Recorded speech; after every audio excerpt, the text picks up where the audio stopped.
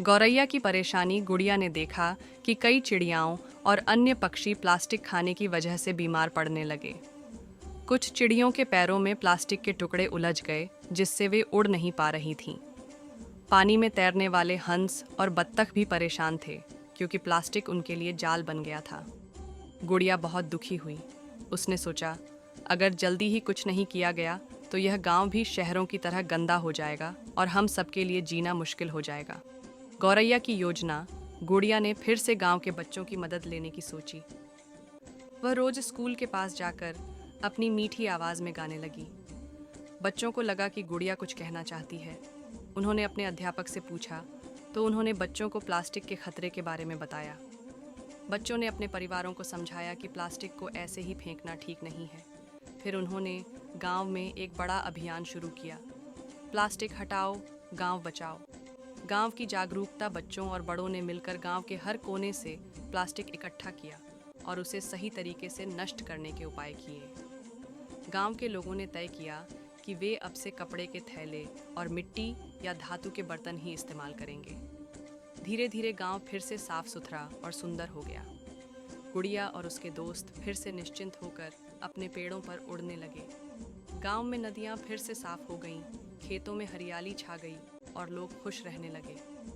अंत में अब गांव के लोग, बच्चे और किसान सभी समझ चुके थे कि पेड़ पौधों, पक्षियों और पर्यावरण की रक्षा करना बहुत ज़रूरी है। उन्होंने एक नया नियम बना दिया, हर घर में एक पेड़ और हर बच्चे को प्रकृति का मित्र बनना होगा। गुड़िया अब बहुत खुश थी। उसने एक लंबी उड़ान भरी और आसमान में चहचहाने लगी। धन्यवाद दोस्तों, अब हमारा गांव सदा सुंदर और हरा भरा रहेगा।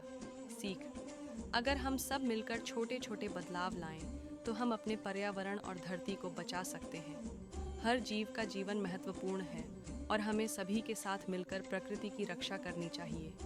गौरैया और नई पीढ़ी गुड़िया अब बूढ़ी हो गई थी, लेकिन वह अपने घोंसले से बैठकर गांव की हरियाली और स्वच्छता देखकर बहुत खुश होती थी। उसके बच्चे और पोते पोतियां अब बड़े हो गए थे और पूरे गांव में उड़ते घूमते थे।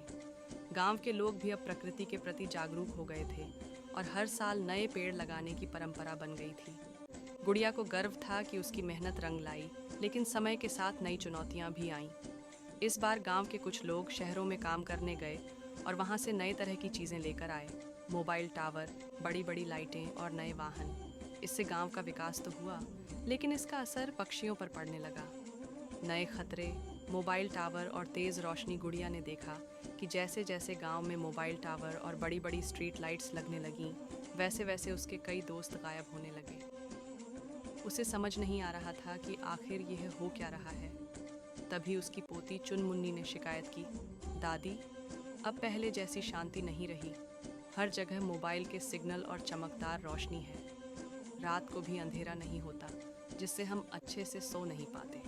और वो देखो, कई चिड़ियों के अंडे भी ठीक से नहीं फूट रहे। गुड़िया सा